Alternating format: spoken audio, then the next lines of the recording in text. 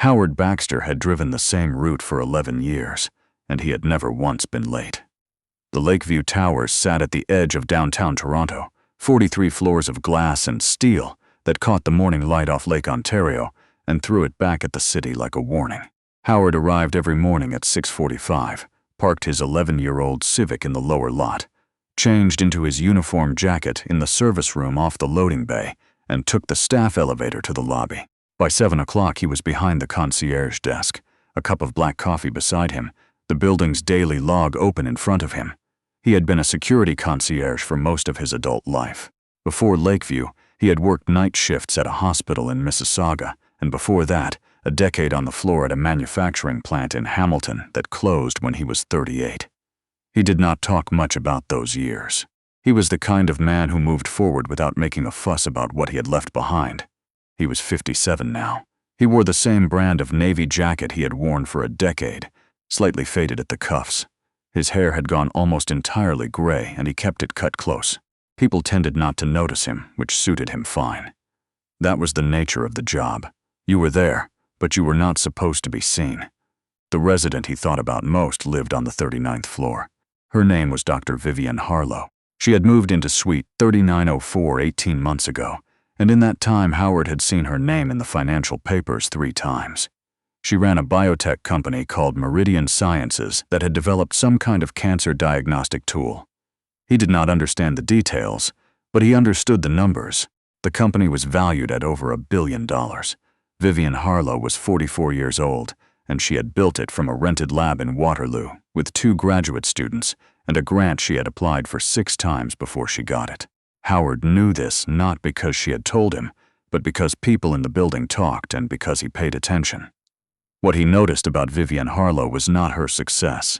It was the way she came home. Most of the building's high-floor residents arrived in the evening with the particular energy of people who had been performing all day and were finally letting it drop. They loosened their ties in the elevator, kicked off their shoes at the door, ordered food they did not have to cook. They carried their exhaustion in an easy, expected way. Vivienne Harlow arrived differently. She came through the lobby door most evenings around 8, sometimes later, and by the time she crossed the marble floor to the elevator, she had already composed herself into something careful. Her coat was always buttoned. Her expression was pleasant but sealed. She said good evening to Howard in the same measured tone every time, and stepped into the elevator, and the doors closed, and that was that. But 3 months ago, Howard had started noticing something else. It began with her hands. He had sharp eyes. It was one of the things that made him good at this job. One evening in February, he glanced up from the log as Vivienne crossed the lobby, and he saw that her right hand, the one holding her briefcase, was shaking. Not dramatically, just a fine tremor, barely visible under the overhead lights. She did not seem aware of it, or she was aware of it and had decided not to be. He noted it the way he noted everything. Quietly, without comment. A week later, she stopped in the lobby to collect a parcel from the front desk. When she reached for the package, he saw dark shadows under her eyes that her concealer had not quite covered. Her gaze was slightly unfocused, the way people's eyes look when they are running on insufficient sleep and too much coffee. "Good evening, Dr. Harlow," he said. She looked at him directly then. There was a half-second pause, like she was recalibrating. "Good evening, Howard. Thank you." She took the parcel and walked to the elevator, and he watched the doors close, and he thought, something is wrong with her. He did not know what. He did not speculate. He simply filed it away. Over the following weeks, the signs accumulated the way small things do. Slowly, individually meaningless, but forming a shape when you stepped back and looked at them together. The recycling bin outside suite 3904, which Howard checked on his weekly fire door rounds, began to contain empty bottles of antacids. Then a second brand appeared alongside the first. The pharmacy bags she sometimes carried in from the lobby multiplied, once a week, then twice, then more. She started taking the stairs on nights when she arrived after 9. He only knew because the stairwell camera on the 39th floor was on his monitoring rotation, and he would see her come through the door slightly winded, one hand against the wall for a moment before she straightened. She was not telling anyone something. Howard could not say what, but he had spent 11 years watching people move through this building, and he knew the particular way a person carried a secret. It looked like control. It looked like composure, and underneath, if you were paying attention, it looked like someone holding very still so nothing would spill. He had seen it once before, up close. His younger brother, Dale, had been sick for almost a year before Howard understood how sick. Dale had been a contractor, stubborn about doctors, stubborn about showing weakness of any kind. He had kept working through symptoms that should have put him in an examination room. By the time the diagnosis came, the window for treatment had narrowed considerably. Howard had driven him to every appointment after that, sat in every waiting room, held every silence that needed holding. Dale had made it, barely, and with consequences he still carried. But he had made it. What stayed with Howard was not the sickness. It was the year before the diagnosis, the year of watching from the outside, sensing something and not knowing what to do with that sense, saying nothing, because it did not seem like his place. He thought about that year a lot, in those weeks when he was watching Vivienne Harlow. Then one Thursday evening in March, the elevator doors opened at 9:07, and she stepped out, not into the lobby but onto the wrong floor. She had pressed 32 instead of the lobby. Howard knew because the panel indicator showed it, and because she came through the lobby about 4 minutes later than she should have, slightly flushed, her composure just a fraction off its usual setting. She stopped at his desk to ask about a noise complaint from that afternoon. He answered her questions. He kept his voice neutral, professional, but he looked at her and saw that her hands, both of them this time, were not quite steady, and her breathing, when she paused between sentences, had the careful quality of someone counting it. "Dr. Harlow," he said, when the question about the noise complaint was resolved. She looked up. He had not planned what he said next. It simply came out of the same place everything he did came from. 11 years of watching, and the memory of his brother, and the quiet certainty that silence was not always the same thing as respect. "You've seemed tired lately," he said. "I don't mean to overstep, but I wanted to ask if you were all right." She looked at him for a moment without speaking. Then the carefully maintained expressions did something complicated. "I'm fine," she said. "Just a busy stretch." He nodded. "Of course. Good night, Dr. Harlow." She walked to the elevator and did not look back. He did not mention it again the next day, or the day after that. He simply continued being exactly where he had always been. At his desk, unhurried, steady. He said good evening when she came in. He said good morning when she left. He handed her parcels and signed for her couriers and held the elevator when she was 20 feet away and moving fast. One evening in late March, he was doing a quiet round of the amenity floor, pool, gym, the lounge that residents rarely used on weekday evenings, when he found her sitting in the lounge in the dark, not the full dark. The city lights came through the floor-to-ceiling windows and laid themselves across the floor in long, pale rectangles. She was in an armchair facing the window with her coat still on and her briefcase on the floor beside her, and she was very still. He almost stepped back and left without saying anything. That would have been the professional thing. He stepped into the room instead. "Dr. Harlow." She turned her head, and in the gray light from the window he saw that she had been crying. Not actively. The way you look after you have been crying for some time and have stopped, but the evidence has not quite gone. "I'm sorry," she said. "I'll go." "You don't have to," Howard said. He crossed the room and sat down in the armchair on the other side of the small glass table, not close, not hovering. He set his hands on his knees and looked out at the lake. She did not say anything for a long moment. Then she said, "I don't know why I came here." He thought about that. "Sometimes you need a room that isn't yours," he said. She made a sound that might have been a small laugh and might have been something else. She reached into her coat pocket, and he expected her to take out a phone, but she took out a small prescription bottle. She looked at it for a moment, then set it on the table between them. Howard looked at it without reaching for it. It was a medication he recognized from the hospital years, a name he associated with the word anxiety, with the particular careful way doctors wrote certain prescriptions. "I've been taking those for 8 months," she said, "and I haven't told anyone. Not my board, not my physician of record." She paused. "Not my sister." He waited.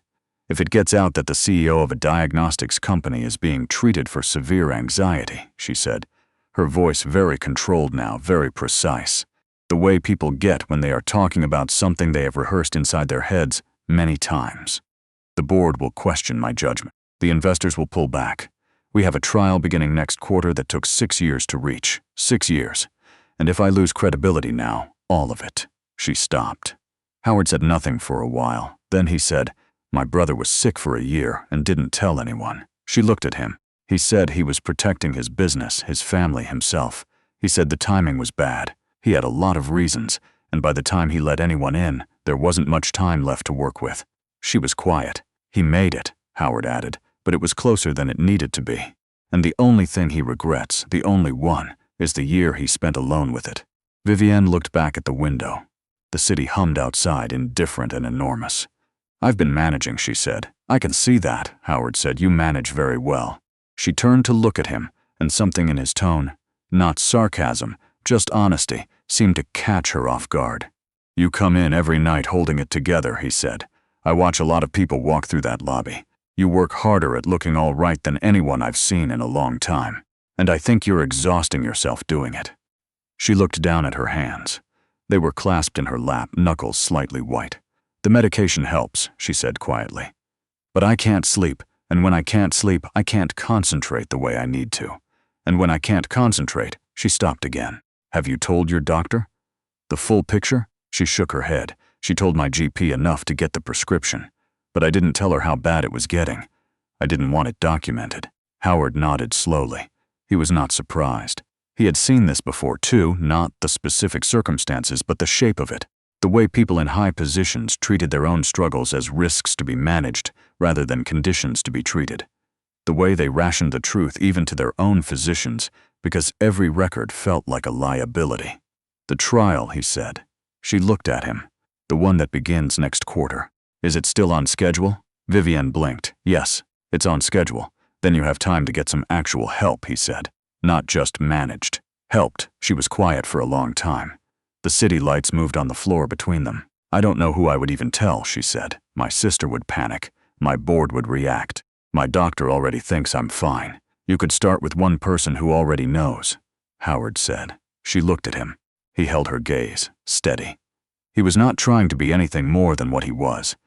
A man who sat in a lobby and paid attention and occasionally refused to pretend he hadn't seen something. She looked away first.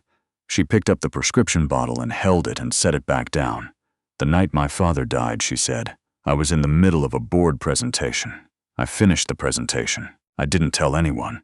I excused myself afterward, got in my car, drove home, and cried in my parking space for an hour.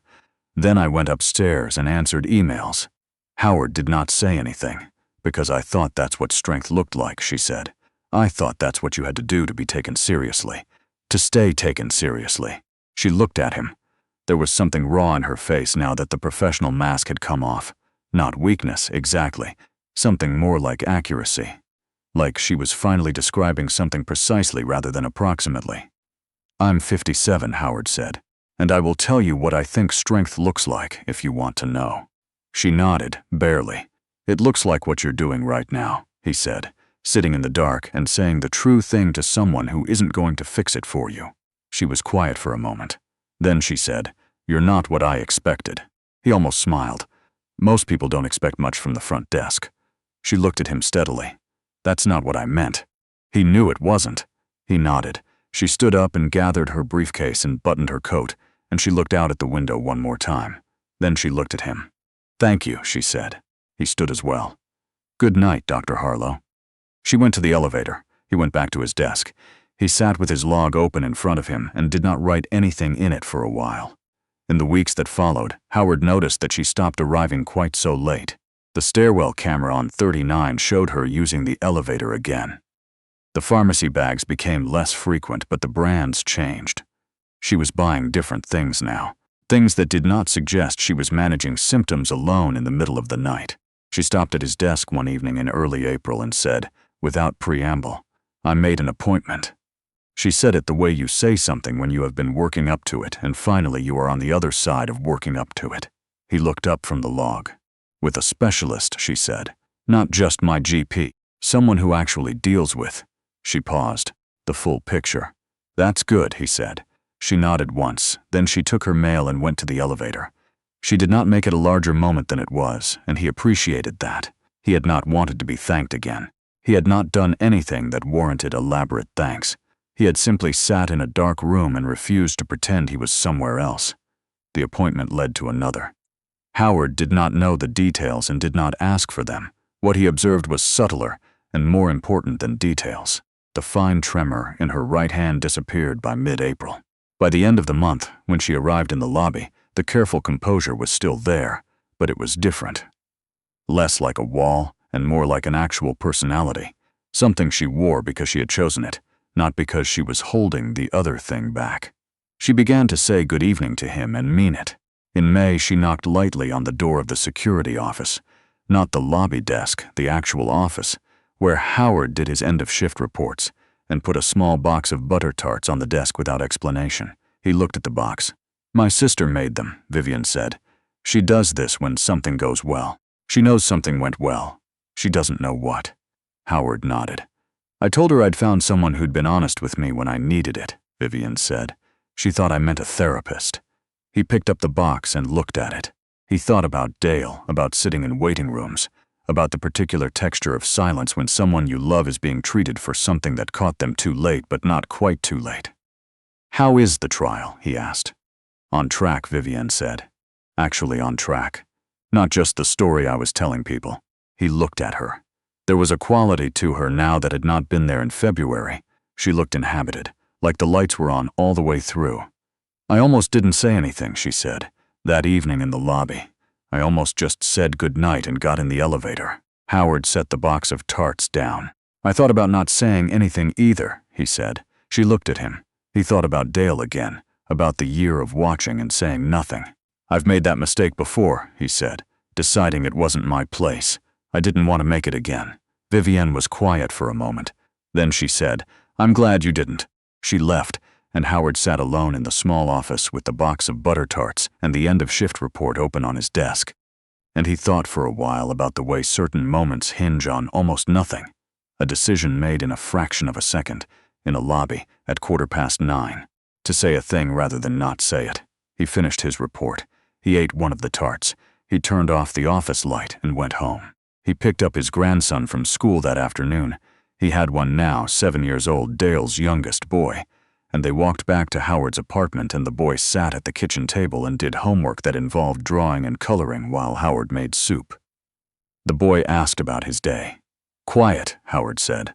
"Same as always." And it was, mostly. That was the nature of the job. You were there, and you paid attention, and the rest took care of itself. Most of the time, nothing came of it. But sometimes a person crossed a lobby and you looked at them, and you made the decision to see them, rather than look through them. And sometimes that was enough, not always, but sometimes, and sometimes was worth something. 3 months later, Meridian Sciences began its Phase 3 clinical trial. Howard read about it in a brief mention in the report on business section of the Globe and Mail, tucked below the fold on a quiet Tuesday. The article quoted Dr. Vivienne Harlow describing what the diagnostic tool could mean for early detection. Her voice on the page measured and certain and clear. He folded the paper and set it beside his coffee cup. That evening, when she came through the lobby at 8:23, her coat buttoned, her briefcase in her right hand. No tremor, no careful management. Just a woman walking through a door at the end of a day. She stopped at his desk. "I saw the article," he said. She smiled, and it was the kind of smile that does not require any work to produce. "We start Monday," she said. He nodded. "Good luck." She started toward the elevator, then paused and looked back at him. "Howard," he looked up. "I used to think that the people who kept everything together were the strong ones," she said. "I thought asking for help was something you did when you'd run out of other options." He waited. She looked at him for a moment, the lobby quiet around them, the evening light off the lake coming long and low through the glass doors. "I was wrong about that," she said. The elevator came. She stepped in. The doors closed. Howard turned back to his desk, to the log, to the ordinary fact of another evening, in a building where he had worked for 11 years. Outside, the lake held the last of the light. The lobby was empty and still, and somewhere above him, on the 39th floor, a woman who had once carried everything alone was finally, carefully, learning not to. That was enough. That was more than enough.